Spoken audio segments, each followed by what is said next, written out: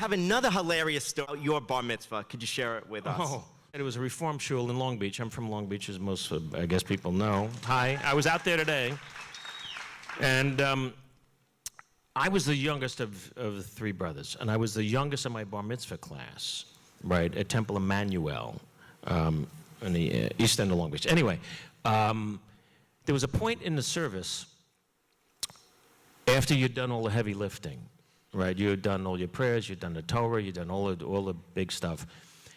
We had this choir, and the choir would start singing, and this organ music would play, and it was this sort of very Hebrew melancholy, moving kind of drone that Jews hum constantly. It's like gravy, it comes with the meat. And the rabbi, in front of the open Torah, would call the bar mitzvah boy over, and he'd stand above him in his robes and the hat that makes him look like a chess piece, like a bishop. And he'd lean over and he'd say something to the bar mitzvah boy. The music would start to swell. The bar mitzvah boy would be listening, and then he'd get really close and say something so intense. And then the music would just hit its climax, and the boy would turn around and he'd be crying. He'd run off the stage in the front row, and his mother was there because they weren't allowed to be on the bima back then, and then his grandparents, and he'd be bawling, and he'd come back on stage, and they'd start getting the gifts from the sisterhood, right? They would just give. And my brothers were bar mitzvah before me, and I said, "What did he say to you? What does he say?" Every bar mitzvah I went to, must have been 20 of them. That music, the tears, or something. So now they said, "We can't tell you." I said, "But you're my brother, and you have to find out for yourself." Now I come to my bar mitzvah, I am fabulous. I'm just killing it. I'm just really crushing my haftorah.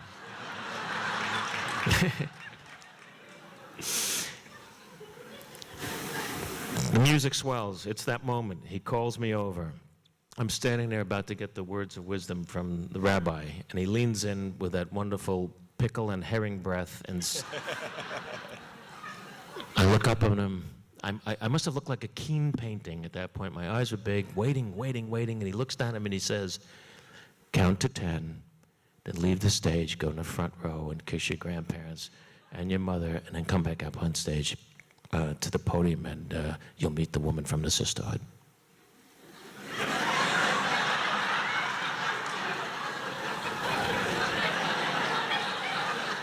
And I started to cry.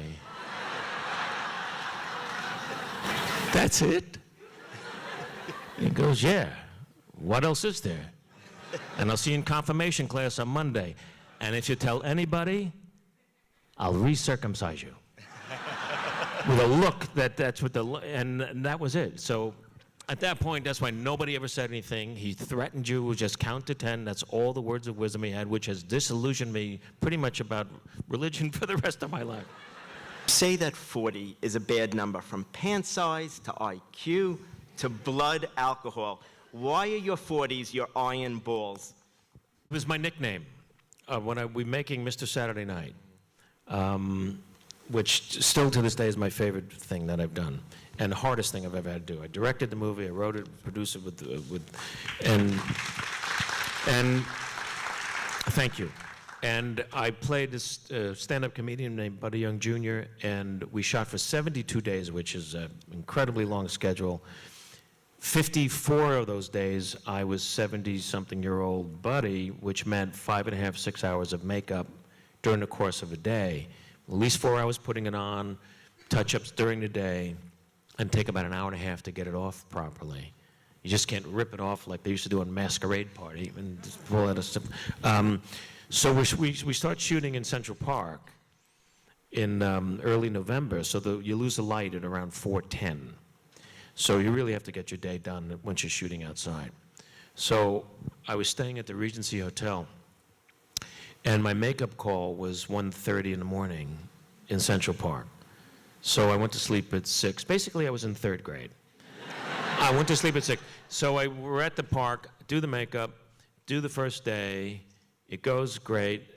We finish on time, shooting outside with the fantastic David Paymer, who later was nominated for an Academy Award for that role. We then shoot an exterior shot on 72nd Street. I get back to the hotel at 11:10 that night.